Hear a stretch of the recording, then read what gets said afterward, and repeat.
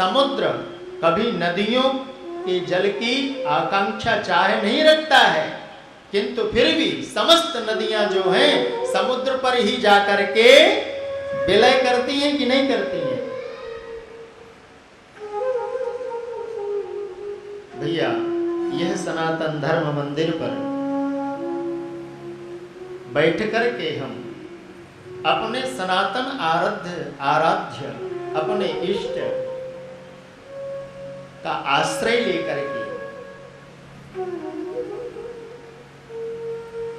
हम जिस संकल्प के साथ पर आज जुड़े हुए हैं, वह संकल्प हमारा साकार हो।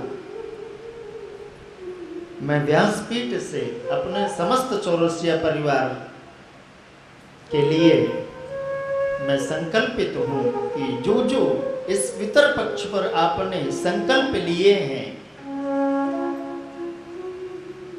वह आपके संकल्प बहुत शीघ्र ही संपूर्ण हो। पर एक बात का ध्यान रखना, आप यदि थोड़ा सा ध्यान देंगे तो बहुत कठिन चीज नहीं है संकल्पों की पूर्ति। आपके बहुत छोटे छोटे ही संकल्प होंगे, वो मैं समझता हूं यदि वो संकल्प होंगे तो हो सकता है वो माइक संकल्प हो, किंतु मैं आपको जो संकल्प की चर्चा कर रहा हूं वो संकल्प माइक नहीं है, वो माये से परे है। देखो, भागवत की कथा पर बैठ करके यदि आपने इन श्राद्ध पक्ष पर कोई भी संकल्प लिया, मेरा आप सब लोग व्यवसायी हैं, सब व्यवसाय करते हैं, यदि आपने ऐसा भी संकल्प लिया कि मेरा व्यवसाय थोड़ा उत्तरोत्तर वृद्धि की ओर बढ़े, निश्चित रूप से वो बढ़ेगा। यदि आपने अन्य दूसरा कोई संकल्प लिया हुआ है तो वह भी संकल्प आपका पूर्ण होगा, किंतु एक संकल्प ऐसा है जो केवल कृपा के द्वारा ही प्राप्त हो सकता है, और वह संकल्प है श्री राधा माधव के चरणारविंद पर हमारा अविचल प्रेम स्थापित हो जाए। यदि इस संकल्प के साथ पर आप 7 दिन पर्यंत तक नियमतः कथा को श्रवण करेंगे तो निश्चित रूप से माइक संकल्प तो पूर्ण होंगे ही होंगे, साथ साथ पर गोविंद के चरणारविंदों की जो भक्ति है वह भी आपको प्राप्त हो जाएगी।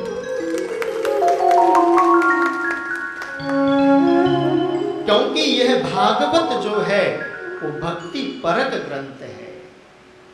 इसका जो पहला वर्ण है वह क्या है? भागवत है। ये भा क्या है? ये भा दीप्तौ एक धातु है, ये प्रकाशवाचक शब्द है।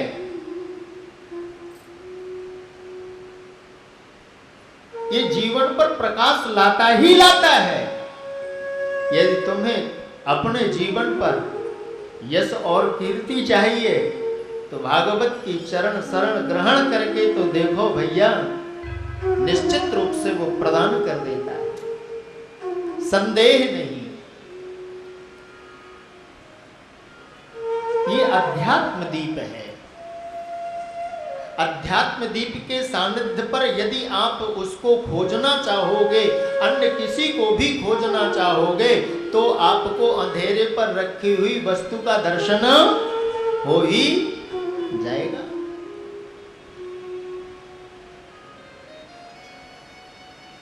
और बहुत ध्यान देना, इस अध्यात्म दीप का आश्रय लेने के पूर्व 3 बातों का बहुत स्मरण करके चलना।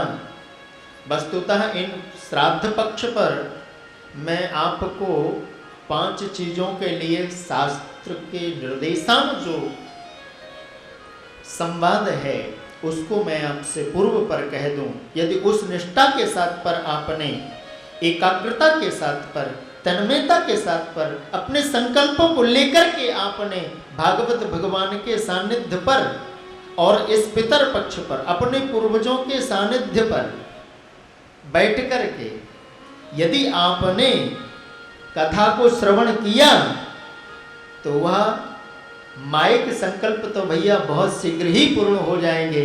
जो अमायिक संकल्प है वह भी कहीं ना कहीं आपके दिल और दिमाग पर छाने लग जाएगा।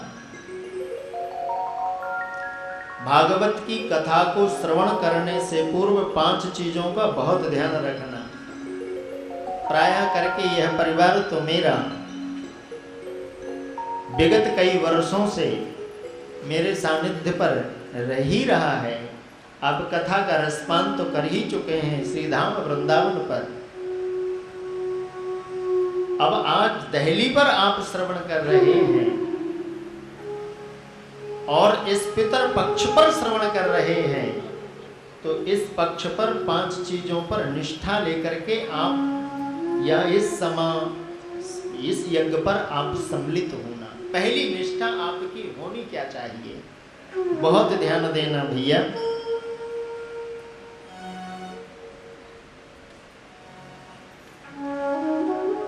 शास्त्र कहता है कि आपकी पहली निष्ठा जो होनी चाहिए वह गुरु निष्ठा आपकी बहुत परिपक्व होनी चाहिए। जब तक आपके हृदय पर गुरु निष्ठा नहीं है तब तक आपके संकल्पों पर ऊहा-पुहू की स्थिति हो सकती है। पहली निष्ठा आपकी गुरु निष्ठा, और जो दूसरी निष्ठा बतलाई है वह नाम निष्ठा। जिनके विषय पर कहा जा रहा है उनके नाम पर आपकी पूर्ण निष्ठा। निष्ठा का अर्थ समझ रहे हो? निष्ठा का अर्थ है श्रद्धा, और श्रद्धा के विषय पर हम आपको पूर्व पर बतला चुके हैं। फिर भी आप बहुत ध्यान दें, जब तक आपके हृदयागार पर श्रद्धा का उदय नहीं हुआ है तब तक यह फलीभूत नहीं होता है। ये श्रद्धा है क्या? क्योंकि श्रद्धा बिना धर्म नहीं होई।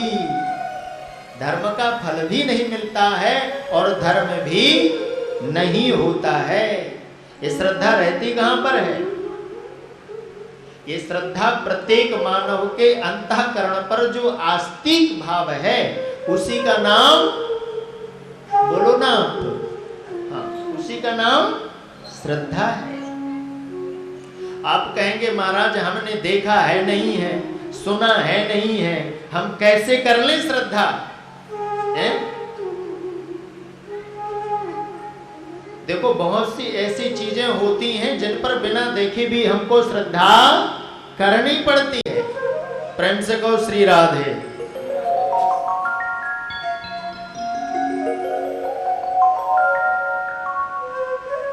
देखो आपने अपने दादा को देखा नहीं, परदादा को देखा नहीं, किंतु आपके पितामह के द्वारा बतलाए जाने पर आपने अपने परदादा को पितर के रूप पर स्वीकार किया कि नहीं किया? किया।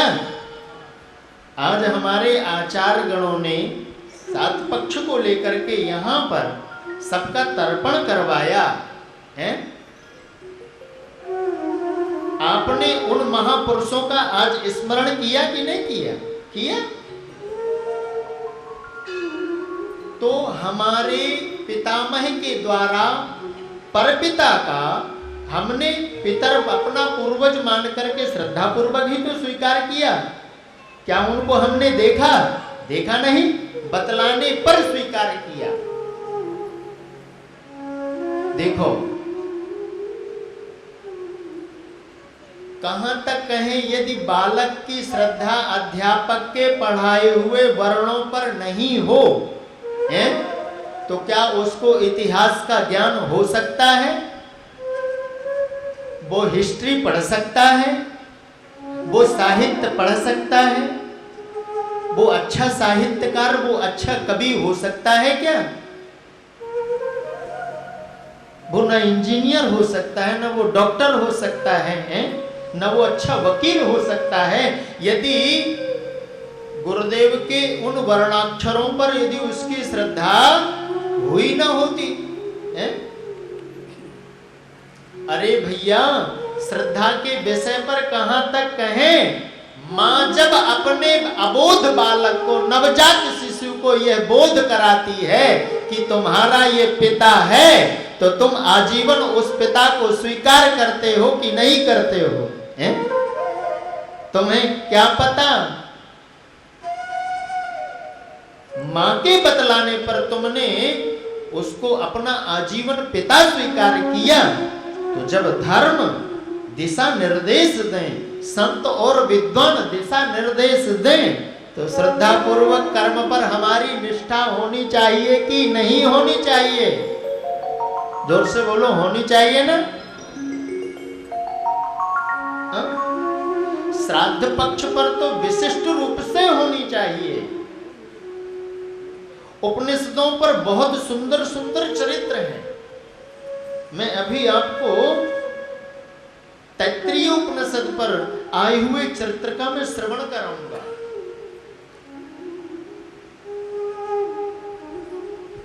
महाराज, आपको मालूम है यह पक्ष कितना महत्वपूर्ण है?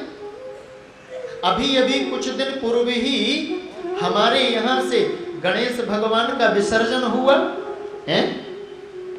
उस गणेश उत्सव के बाद पितर पक्ष आया है।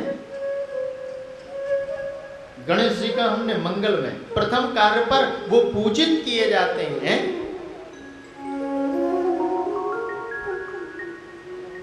गणेश जी का दर्शन करें, सामने तो हो ही रहा है महाराज। उनका जो उदर है ना, वो कितना बड़ा है? बहुत बड़ा है? यानी अब तो इस अवस्था पर पहुंच चुके हो आप कि सब ज्यादा से ज्यादा पचा करके ही रखो, है ना? और गणेश जी को देखोगे आप तो उनकी सूंड कितनी लंबी है, लंबी है ना? यानी घ्राण शक्ति से ही काम चलाओ। अब उनके नेत्रों पर आप विचार करेंगे तो शरीर महाराज बढ़िया, और आंख जो है ना बढ़िया छोटी छोटी सी है। यानी दृष्टि जो रखो वो सूक्ष्म दृष्टि रखो, हैं? अभी अभी उत्सव मना करके और तत्पश्चात हमारे ऋषियों ने इस पितर पक्ष का आयोजन कर दिया। सूक्ष्म दृष्टि से जब आप अपने पितरों का ध्यान और चिंतन करोगे तो वह आपके ध्यान पर आपके पितर, आपके पूर्वज आज भी नजर आवेंगे। तैत्तिरीय उपनिषद पर एक चर्चा है, जरत्कारु नाम के महात्मा, और उन्होंने विचार किया कि हम विवाह नहीं करेंगे। विवाह बंधन कारक है, झंझट पे पड़ जाएंगे, कौन करेगा ये? तो जरत्कारु ने विवाह नहीं किया और चल पड़े। जब वह विचरण करते हुए जा रहे थे तो एक बबूल के पेड़ पर लटके हुए पितरों को अपने देखा, पास गए और उनसे कहा, आप उल्टे क्यों लटके हुए हो? तो उन पितरों ने जवाब दिया, हम बहुत बड़े ही अभागे हैं, हमारे कुल पर ऐसा कोई भी नहीं जो हमें जल की तिलांजलि दे सके, एक पिंड का दान कर सके, जो हम भोजन कर सकें। हमारा होना और ना होना व्यर्थ है। मैं तो आपका हूं। बोले, तेरे रहने और न रहने से कोई फायदा ही नहीं है, तो मैं आपके लिए क्या करूं? विचार करना, यदि इस पक्ष पर यदि आप अपने पूर्वजों के लिए थोड़ा सा हाथ पर जल लेकर के जलदान कर दोगे तो आपका कुछ घट जाएगा क्या?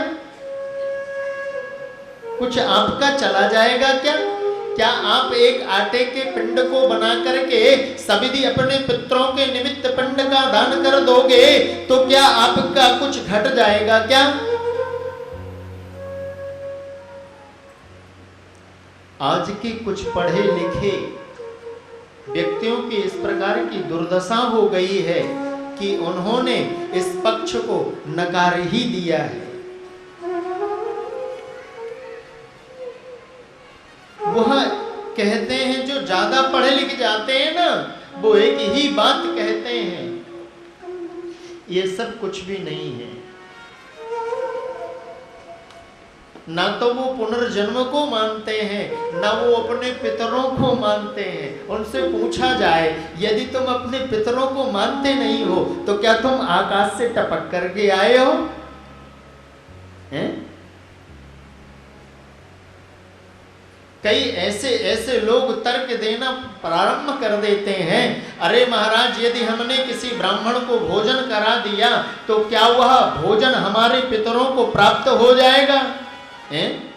अरे भैया, जब आप सही तरीके से श्रद्धा पूर्वक, विश्वास के साथ, प्रेम के साथ उस ब्राह्मण को आप अपने पितर के निमित्त जब आप भोजन करा देंगे, ठीक उसी प्रकार से पहुंच जाएगा जिस प्रकार से आप अपने मोबाइल पर सही नंबर डायल करते हैं और लग जाता है।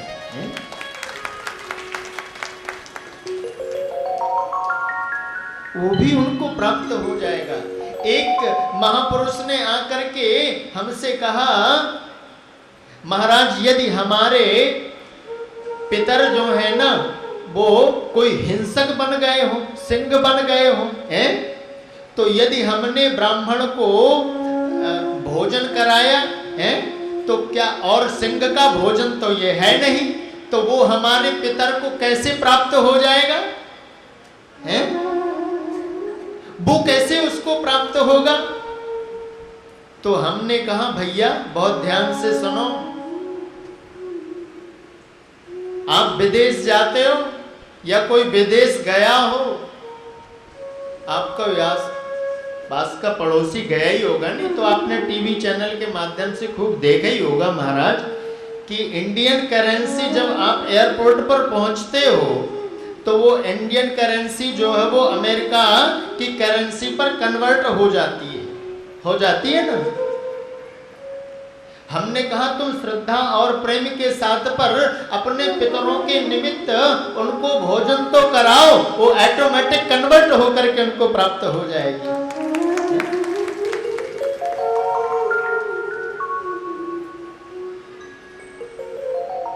श्रद्धा बिना धर्म नहीं होई, धर्म नहीं हो सकता है, और धर्म के बिना आए जीवन पर सुख और संपत्ति आ ही नहीं सकती है। जरकारू ने अपने पितरों से कहा कि मैं आपके लिए क्या करूं? कहा, आप विवाह करो। जरकारू ने कहा कि मैं विवाह के लिए तो पहले ही सोच चुका हूं, क्योंकि मुझे मालूम है विवाह कितना बड़ा झंझट है। नाना प्रकार के महाराज व्यवधानों को गृहस्थ जीवन पर झेलना पड़ता है। प्रेम से कहो राधे राधे। हाँ, कभी पत्नी नहीं मानती तो कभी पति नहीं मानता है। चलो पति पत्नी मान जाए तो कभी बच्चा एग्री नहीं होता है। ये बहुत प्रकार की समस्याएं हैं। जरकारू ने अपने पितरों के कहने से कहा कि ठीक है, जब मेरे सदृश मेरे समान कोई कन्या मिलेगी तो मैं विवाह कर लूंगा। और महाराज जरकारू का जो विवाह हुआ वह कद्रू और विनिता, जो ये दो हैं, नाग की जो मां है उनका नाम है कद्रू, और विनिता है जो गरुण और अरुण की मां है। प्रेम से कहो राधे राधे। नागों की माता का नाम है कद्रू। एक दिन कद्रू और विनिता पर एक बात फंस गई। प्रेम से कहो श्री राधे। उच्च स्त्रवा जो घोड़ा है जो इंद्र के पास पर है, तो कद्रू ने विनिता से पूछा, एक बात बतलाओ, इस उच्च स्त्रवा के पूंछ के जो बाल हैं वो काले हैं या सफेद हैं? तो विनिता ने कहा कि वह बाल तो सफेद है, क्योंकि उच्च श्रवा घोड़ा तो एकदम व्हाइट है। पर कद्रू ने कहा ना ना ना, इसके पुच्छ के बाल काले हैं। कहा देखो, यदि इसके बाल काले हुए तो मैं आपकी दासी बन जाऊंगी। दासी बनने की शर्त लग गई। अब यहां कद्रू ने अपने पुत्रों से कहा, जो सर्पों की माता है, सर्पों से कहा कि तुम जाकर के उच्च श्रवा घोड़ा की पूंछ पर जाकर के लटक जाओ, जिससे इसकी पूंछ काली काली दिखने लग जाए, और ये बिनता मेरी 100 साल के लिए दासी बन जाएगी, मैं मेरी सेवा करेगी। कुछ सर्पों ने महाराज मना कर दिया कि हम नहीं लटकेंगे, हम ऐसा पाप नहीं करेंगे, हम अन्याय नहीं करेंगे। कद्रू ने उनको श्राप दे दिया, तुमने मेरी आज्ञा का उल्लंघन किया है, जाओ तुमको जलना पड़ेगा। कुछ सर्प भयाक्रांत होकर के उच्च श्रवा घोड़ा की पूंछ पर जाकर के छोटे छोटे काले काले बनकर के लटक गए। और महाराज हुआ ऐसा कि जब समीपस्थ गए तो वो सब काली काली पूंछ दिखी, जिससे विनता को दासी बनना पड़ा। किंतु जब वो सर्प हटे तो पुनः वो सफेद हो गए। इस स्थिति को देख करके जिन नागों को जलने का श्राप दिया था मां कद्रू ने, उन नाग बड़े भयाक्रांत थे। महर्षि के पास पहुंचे और कहा कि हमारी रक्षा किस प्रकार से हो सकेगी। तो कहा कि आपको आपकी रक्षा एक ऋषि ही करेगा, जिसका नाम है जरक्कारु। जरक्कारु का पुत्र ही रक्षा करेगा। तो हमें क्या करना पड़ेगा? बोले अपनी बहन का विवाह जरक्कारु से कर देना, उसके द्वारा जो पुत्र उत्पन्न होगा वो पुत्र तुम सर्पों की रक्षा करेगा। तो जरक्कारु का जो विवाह हुआ वह नागों की बहन से हुआ, और नागों की बहन से होकर के आस्तिक नाम का जो ऋषि उत्पन्न हुआ, जिनसे कुछ सर्पों की रक्षा हो सकी। महाराज उन्हीं सर्पों के द्वारा, काल के द्वारा काटे हुए महाराज परीक्षित की इस पर विस्तृत चर्चा है भागवत पर। आइए हम सब लोग मिल करके भागवत के मंगलाचरण का आश्रय ग्रहण करें और मंगलमय कथा को हम सब लोग बड़ी श्रद्धा, विश्वास और प्रेम के साथ पर हम लोग श्रवण करें। मैंने पूर्व पर 5 निष्ठाओं के विषय पर आपसे निवेदन किया था। पहली निष्ठा जो होनी चाहिए वो आपकी गुरु निष्ठा। दूसरी निष्ठा है नाम पर आपकी निष्ठा पूर्ण होनी चाहिए। और महाराज तीसरी जो निष्ठा है, जिसके विषय पर आप सुन रहे हो उसके प्रति भी आपकी निष्ठा होनी चाहिए। और 5वीं निष्ठा जो कह रहा है उसके प्रति भी आपकी पूर्ण निष्ठा होनी चाहिए। जब तक निष्ठा का उदय नहीं हुआ है तब तक संकल्पों की पूर्ति में ऊहापोह की स्थिति बनी रहती है। इसलिए ध्यान पूर्वक आप श्रद्धा पूर्वक, विश्वास पूर्वक, जब आपके हृदयागार पर विश्वास का उदय हो जाएगा, श्रद्धा का उदय हो जाएगा ना, तो विश्वास अपने आप ही आ जाएगा। ये विश्वास है क्या? ये